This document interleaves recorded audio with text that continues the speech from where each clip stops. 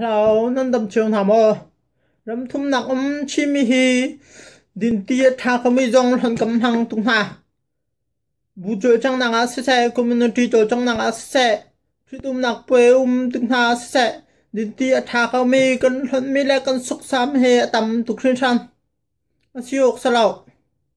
Ta chin naga nan tia hai tu kui pathian ni. Din ding ti kha chuam pek. Din ding ti kha chuam pek mi he na din coin tampi tam kami jokha ni thela riam huin na han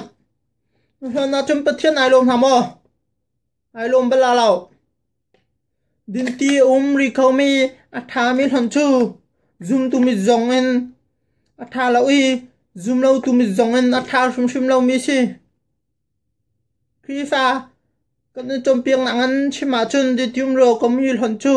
pathian jai lo le pathian ti ta lo si Dia tia chun ti chu manung ni dor khate jong kan sartarin kan umtar kho mi salau pathian ni minung kan cha asar mi si pathian ni asar mi chu zai paw tha di zai han ho dogum lo ti nga din tia tha ri kaw mi han na sok sam na du pon to chu pathian zai ri lo pathian ti za lo si nga din tia tha ri kaw mi chu sun hao si sok sam hao si man ngay tin hang hao si man nung kat tak sa lai kam pum ni hin kanun nak ni hin din ti hi her tuk zai tukun da her tia chun rul nak na her daw rul lawn chun ni som thum jong ni som li jong kan nung khau kala asinain din ti lawn chun zar khat long kan nung khau athong dom hi ni jong hian nung khau mà chúng mình din ti cho mình nung kan tak sa pum ni harmia sita hlan lawn tam pi tun ding si dor khate rong sia hlan so hau si kan ni chi mi chu kan ti helonga ti din kan thai kan ti helonga ti hi din tinga kan ruwa am han law mi si mình kan tak sa pum hin ti her tu cha kan ti hello zonga ti chu din lang mang ding si Di chu tha tung mi si man angai tung mi si nga lawn tam pi tun ding si ram thum nang chim hi din ti tha ri kaw mi jong hon kam hang tung ha ta din ti hi zai tin da thum don kan hon khola tim jong kan ru chang hao bu cho chang na se community cho chang na se khiwa bua se poi pakhat khatum tika se thitum poi nam tik jong se Borong chi nang naum tik zonga se din ti kan chok tika hin asaw mi nangan atoy mi hi kan chok da ok si zia ti chun asaw mi hi chu vai kan din kho zong salaw cha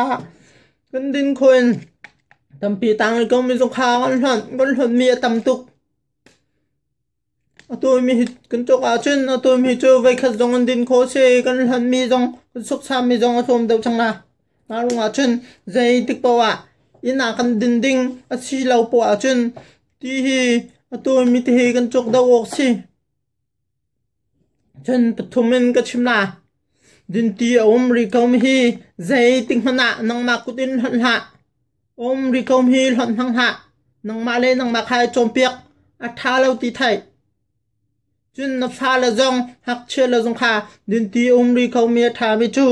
hon hang ha tin chim ha lo chom piak na chun thum naka din ti na din chia mi kha biang nei pum nang na se nu thun nang ha chen ka ta kha putlo nin zong ai loi pi kaw na ti hel than ti ka khan ding kaw okay atum hwa chun din ti thari kaw mi hil hon chum tin halaw se pathian ni du lo mi tha lo mi sita itin chum chang hau si lo ti man ngai tin hao che lai dam kan liu zunga zai chungda ti konga kan har ti chun thai chu mi skaw ram thumna kan phak chang lunga hen ti kan du poin ka suksam kan hanu ko salaw velai chunga chun dinding tiang ngai law mi nung tam pi no me kan ni kan du poin ti kan han mi chu pathian ai lom la lo i